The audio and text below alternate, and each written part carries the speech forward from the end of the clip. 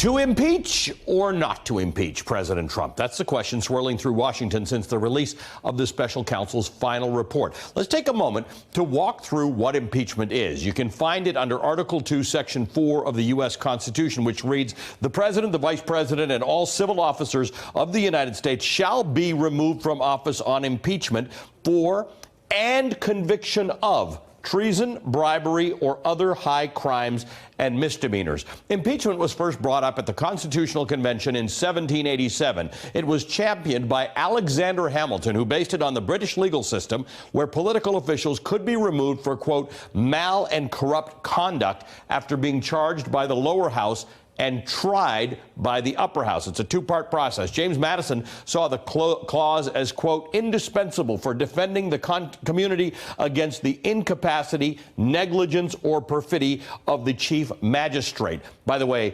perfidy means deceitfulness or untrustworthiness. It is important to note that a president doesn't need to commit actual crimes. It can be done on the basis of political mistakes or offenses, and doesn't necessarily mean that a president will be removed from office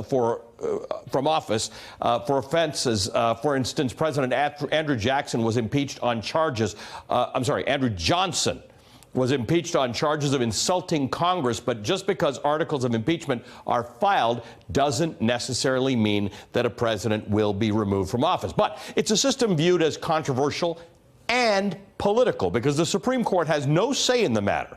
This is entirely up to members of Congress. Articles of impeachment would require a simple majority to pass in the House, which is currently controlled by Democrats. The Senate would then have the power to remove a president with a two-thirds vote. The House alone reserves the right to impeach. So you can completely be impeached in the House.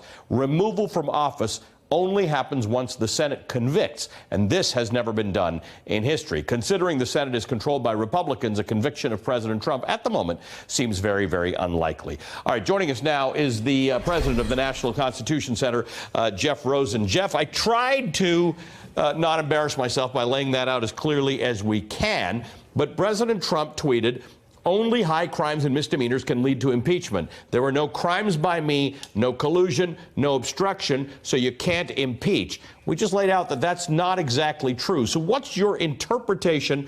I'm not going to ask your opinion on Donald Trump. What's your interpretation of where the Constitution stands on how to handle this matter? Well, first of all, you summed it up extremely well. And although, as you said, you don't need a crime to constitute a high crime, if Congress decided that President Trump did commit a crime in obstructing justice, that would certainly count as an impeachable offense, as it did for President Clinton. So the Mueller report leaves it an open question whether or not the president obstructed justice. And if Congress decided he did, then that would certainly be grounds for impeachment. There's this interesting constitutional debate about whether the president can obstruct justice when he exercises his constitutional authorities, such as firing James Comey. Attorney General Barr said no. The Mueller team reached the opposite conclusion and thinks the president can obstruct justice merely if his actions have the effect of stopping an investigation or obstructing it. So that's a debate that Congress can have. And the question of obstruction is front and center as Congress decides whether or not to impeach. Can you help me understand the consequences of impeachment? When I think back to Bill Clinton, besides reputational damage, what did it actually do? He kept his job, and if he wasn't removed from office. Yes, right? I'm pretty sure when he left office, he was probably the highest paid former president in terms of giving speeches. So what's the actual impact? If you actually went through this with President Trump, couldn't he say the next day, "Yep, still at the White House, still having steak and cherry pie"? Absolutely. If anything, as you said, impeachment boosted President Clinton's popularity and may have even helped Democrats.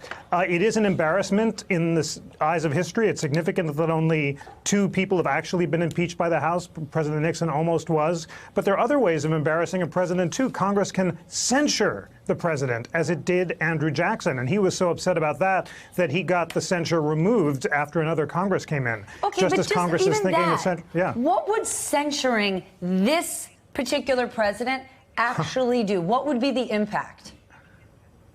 it would be a stain in the eye of history. Right now, it may seem that the president or others are immune to embarrassment, but it's really significant that we've only had 2 presidents impeached, I think 1 censured in American history, and it would be inscribed forever in the history books if Donald Trump were impeached or censured.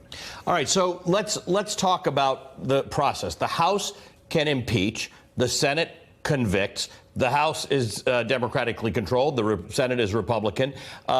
So conviction is just not sort of something that is on the books at the moment.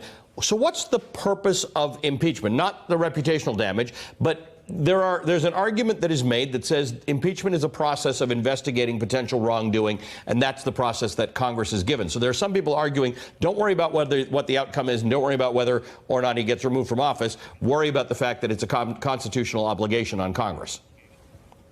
Well, as you said in your excellent introduction, impeachment is a mix of political and constitutional considerations. Congress could conclude that obstruction did rise to the level of an impeachable offense, but because the president's unlikely to be convicted, it could decide not to impeach. It could decide that the hearings themselves are a way of opening the evidence up to the American public so that we, the people, can decide, and therefore impeachment is unnecessary. There's no obligation under the Constitution to impeach or not to impeach, and that's why the Democrats face a tough political and constitutional judgment right now. But if Democrats do nothing, does this then reset the bar for acceptable conduct? It was just 2 days ago that Rudy Giuliani was on TV saying, yep, no big deal to get information from a foreign government.